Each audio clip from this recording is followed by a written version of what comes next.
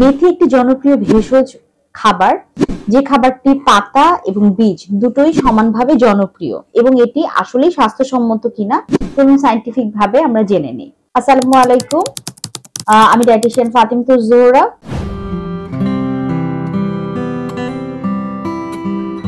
মেথি মূলত বীজ আমরা ভিজিয়ে এক্সট্রাক্ট গ্রহণ করি, অনেক সময় রান্নার ক্ষেত্রেও ব্যবহার করি।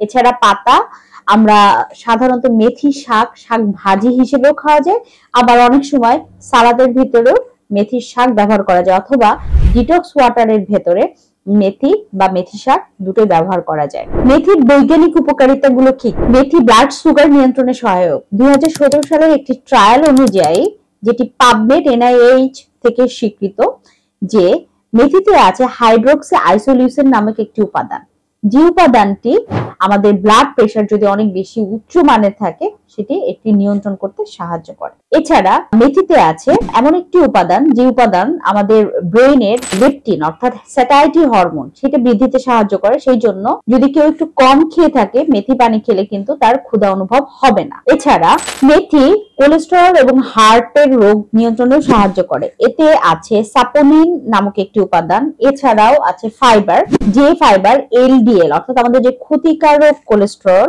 সেই ক্ষতিকারক কোলেস্টেরলের নাম হচ্ছে LDL, সেটি কমাতে সাহায্য করে। একটি রিসার্চ এসেছে 2016 সালে সিস্টেমেটিক রিভিউতে, যে কোনো দুগ্ধদানকারী মা যদি রেগুলারলি মেথির পানি খায়, গ্যালাক্টোগগ নামে একটি উপাদান আছে যা প্রোল্যাকটিন হরমোনকে ট্রিগার করে এবং যে কারণে দুধ বৃদ্ধিতে সাহায্য করে। তাই দুগ্ধদানকারী মা যদি এমন হয় যে না, বাচ্চা ঠিকমতো দুধ পাচ্ছে না, সে কিন্তু রেগুলারলি মেথির পানি খেতে পারে।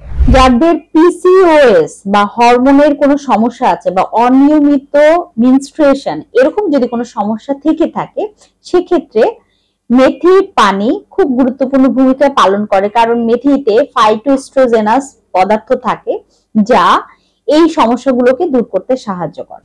মেথিতে অ্যান্টি ইনফ্লামেটরি বিভিন্ন এজেন্ট আছে যা আমাদের বিভিন্ন ধরনের সমস্যা প্রতিরোধে সাহায্য করে, যেমন জয়েন্টে ব্যথা, কারো যদি ঘুম কম হয় সেটা ঠিকমতো ঠিক সময়ে ঘুম আনানোর ক্ষেত্রে খুব গুরুত্বপূর্ণ ভূমিকা পালন করে। এখানে আছে পলিফেনল এবং ফ্লেভোনয়েডস জাতীয় উপাদান যা এই প্রত্যেকটা প্রক্রিয়াকে ত্বরান্বিত করে। মেথিতে আছে ডাইজেস্টিভ বিভিন্ন এনজাইমসের ট্রিগার করার মতো উপাদান। সেই কারণে কারোর যদি ব্লটিং বা পেট ফাঁপা ভাব এরকম যদি থেকে থাকে, সে যদি রেগুলারলি মেথি পানি খায়, সেক্ষেত্রে কিন্তু তাদের এই সমস্যাটা দূর হয়ে যায়, অর্থাৎ হজমে সহায়তা করে মেথি পানি। মেথি যদি অতিরিক্ত খাওয়া হয়, সেক্ষেত্রে কি কি ক্ষতি হতে পারে? মেথি যেহেতু বীজ জাতীয় একটি খাবার, সেহেতু কারো যদি কিডনি সমস্যা থেকে থাকে অর্থাৎ ক্রনিক কিডনি ডিজিজ থেকে থাকে, সেক্ষেত্রে কিন্তু মেথি তাদের জন্য ক্ষতিকর কারণ হতে পারে। অতিরিক্ত মেথি যদি খাওয়া হয়, সেক্ষেত্রে অনেক সময় ডায়রিয়া বা পেট ফাঁপা হতে পারে। আবার কেউ যদি গর্ভাবস্থার প্রথম 3 মাসে অতিরিক্ত পরিমাণে মেথি খেয়ে থাকে, সেক্ষেত্রে অনেক সময় জটিলতা সৃষ্টি হতে পারে।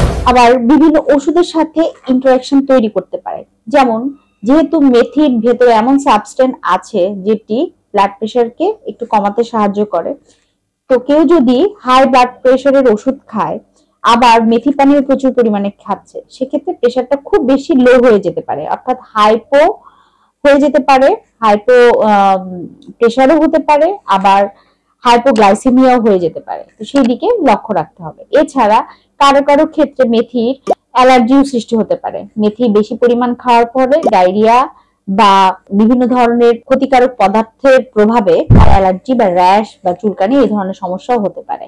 তাই কোনো কিছু অতিরিক্ত গ্রহণ করা আসলে সঠিক নয়।